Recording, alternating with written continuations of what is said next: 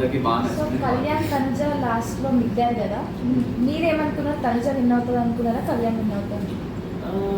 అంటే పోస్టర్ చెప్పిన హైప్ ప్రకారం నేను అంటే వీకెండ్ లో మనకి ఇన్పుట్స్ ఇచ్చిన ప్రకారం అయితే కళ్యాణ్ విన్ అవుతున్నాను. లాస్ట్లో